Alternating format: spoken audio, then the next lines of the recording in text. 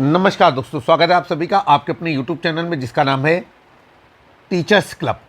दोस्तों, आज का ये वीडियो जो है कक्षा 6 के विज्ञान विषय की कार्यपुस्तिका से संबंधित है। आज के इस वीडियो में हम कक्षा 6 की विज्ञान भारती अभ्यास कार्यपुस्तिका का हल बच्चों के लिए उपलब्ध कराएंगे। तो समय व्यर्थ न करते हुए सीधे चलते हैं कार्यपुस्तिका के इकाई 1 की ओर। और कार्यपुस्तिका कक्षा 6 की जो है वो वर्ष 2025-2026 के लिए आपके अपने YouTube चैनल टीचर्स क्लब पर उपलब्ध है। तो सबसे पहले जो इकाई हमारे सामने आई है वो है दैनिक जीवन में विज्ञान। ये कार्यपुस्तिका पे जो अध्याय आए हुए हैं ये उसी क्रम में है जिस क्रम में हमें पुस्तिका पे जो हमारी कक्षा 6 की विज्ञान भारती है, जिसको हम विज्ञान भारती 1 नाम से जानते हैं, वहाँ पर जिस क्रम में अध्याय आए हुए हैं उसी क्रम में कार्यपुस्तिका पे भी अध्याय दिए गए हैं और हमें उनका सलूशन बच्चों के लिए उपलब्ध कराना है, या फिर हम कह सकते हैं कि अध्याय पूर्ण हो जाने के बाद बच्चों से कार्यपुस्तिका को पूर्ण करवाना है। और ये महत्वपूर्ण है। महानिदेशक स्कूल शिक्षा द्वारा अपने स्कूल रीओपन गाइडलाइन में ये बात स्पष्ट रूप से कही गई है कि कार्यपुस्तिका को अनिवार्य रूप से चेक किया जाएगा। तो समय व्यर्थ न करते हुए सीधे चलते हैं कार्यपुस्तिका के हल की ओर। तो देखिए, हम आपको बताना चाहते हैं PDF उपलब्ध नहीं है, इसलिए कार्यपुस्तिका को मैंने भर करके आपके सामने रिप्रेजेंट करने की कोशिश की है। आगे जैसा भी आपका फीडबैक होगा उस आधार पर काम करेंगे। अगर आपका इच्छा होगी कि हम यहीं पर भरें तो हम यहीं पर आपको लाइव भर करके दिखाएंगे।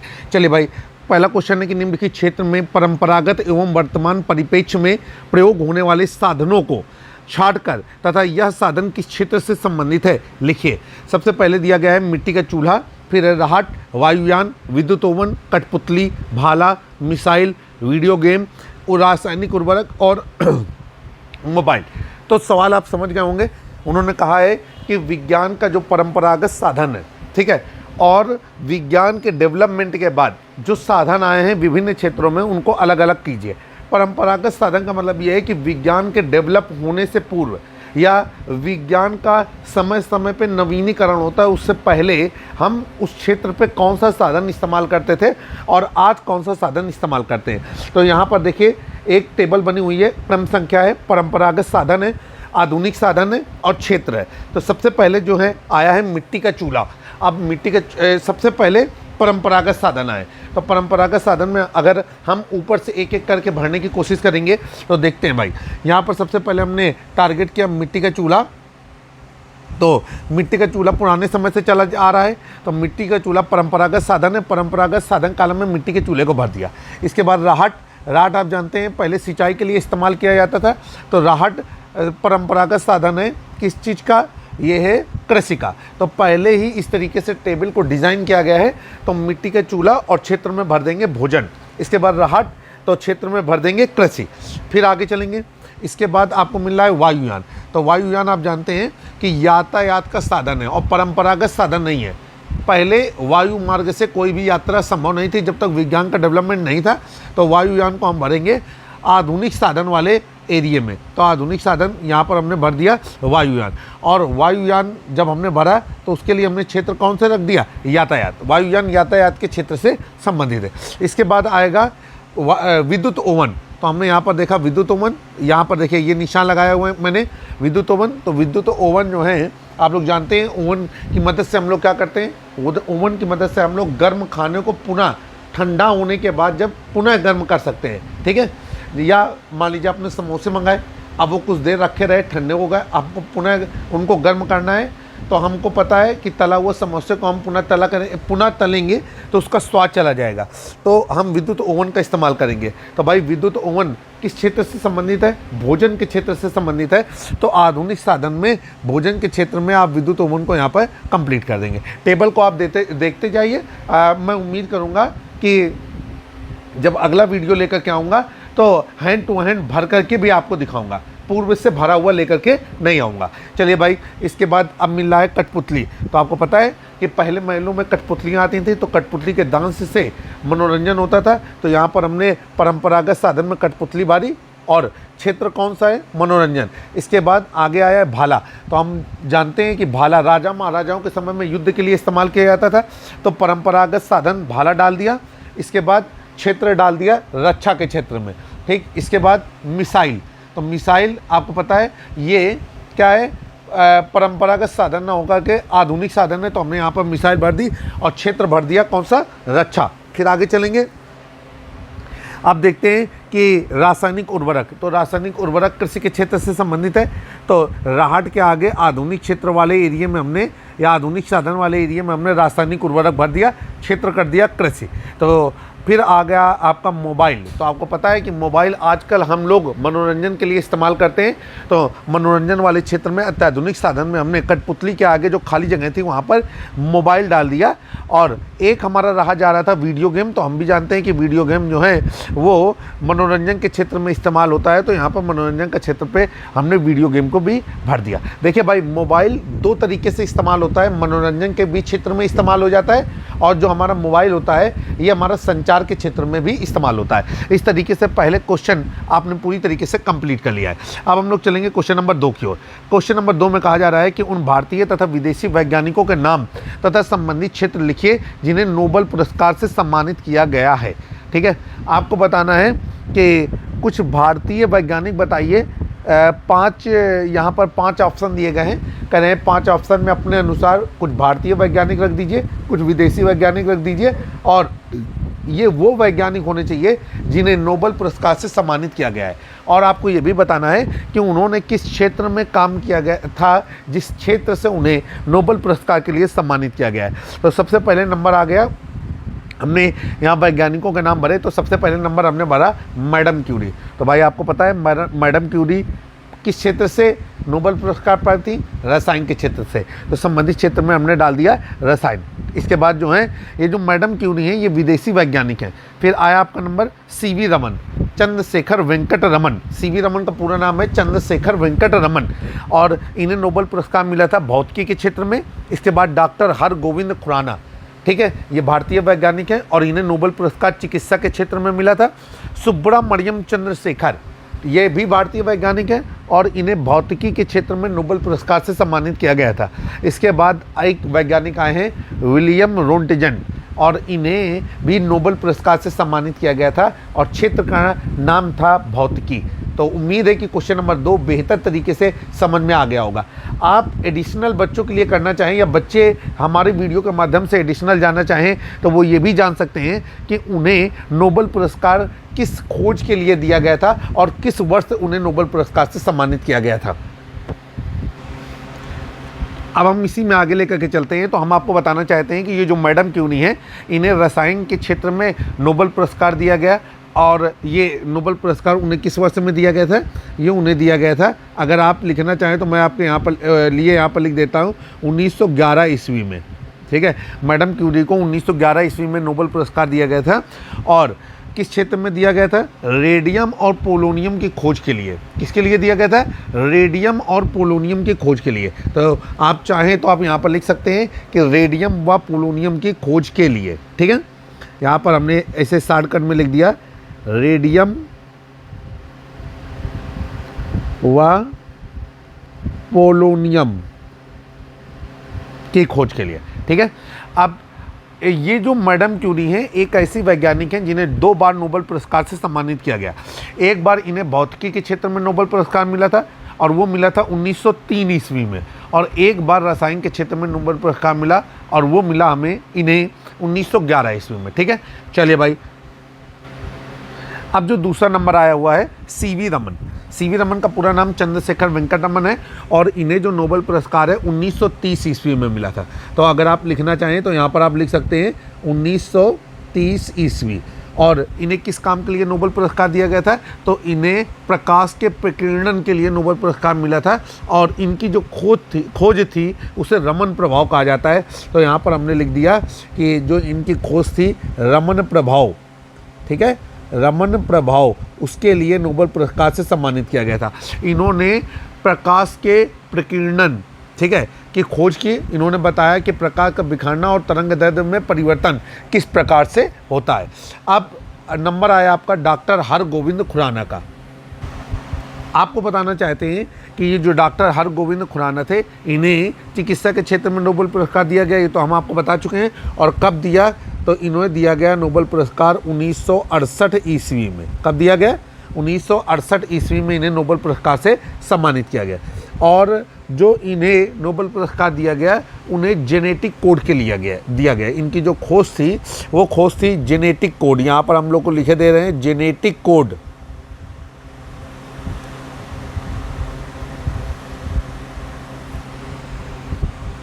अभी आपको पता होना चाहिए कि जो सुब्रमण्यम चंद्रशेखर ने, इन्हें एस चंद्रशेखर नाम से भी जाना जाता है और इन्हें नोबेल पुरस्कार दिया गया था 1983 ईस्वी में, ठीक है।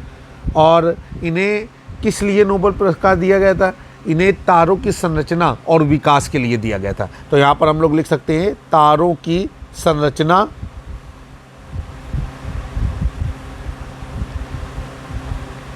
व विकास के लिए नोबेल पुरस्कार से सम्मानित किया गया था, ठीक है।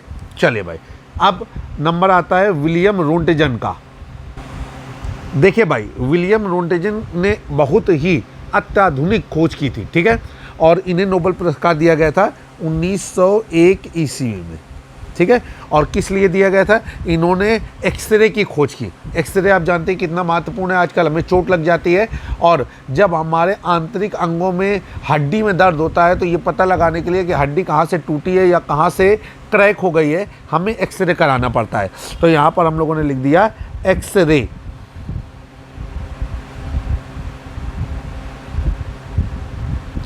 खोज के लिए विलियम रोंटेजन को 1901 में नोबेल पुरस्कार से सम्मानित किया गया था।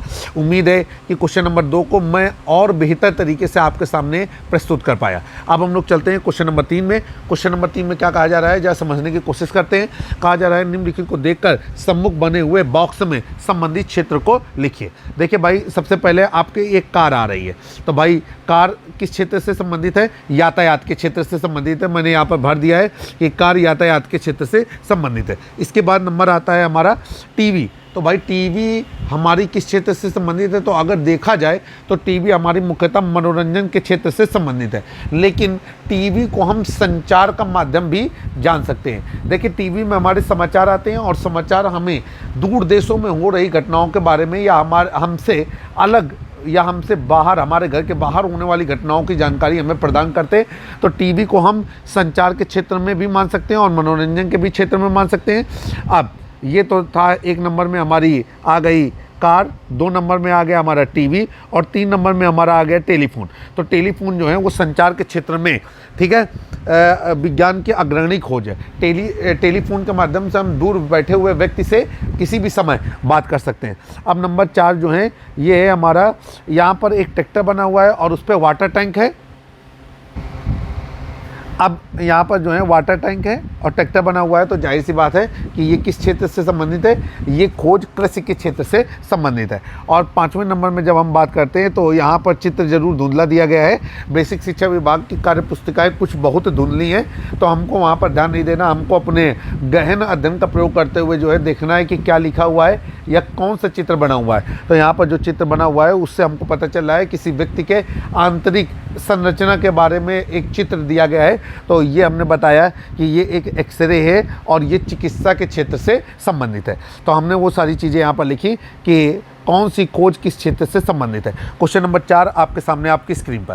क्वेश्चन नंबर 4 में क्या कहा जा रहा है? क्वेश्चन नंबर 4 में कह रहा है कि विज्ञान के दुरुपयोग से उत्पन्न होने वाले 5 प्रमुख समस्याओं का उल्लेख कीजिए। और यहाँ पर आपको 5 लाइनें दी गई हैं, आपको 5 प्रमुख समस्याओं के बारे में जानकारी देनी है। मेरे दिमाग में जो 5 समस्याएं आई हैं वो 5 समस्याएं हम आपके सम्मुख प्रस्तुत कर रहे हैं। सबसे पहले भूजल का मतलब होता है ज़मीन के अंदर जो पानी है।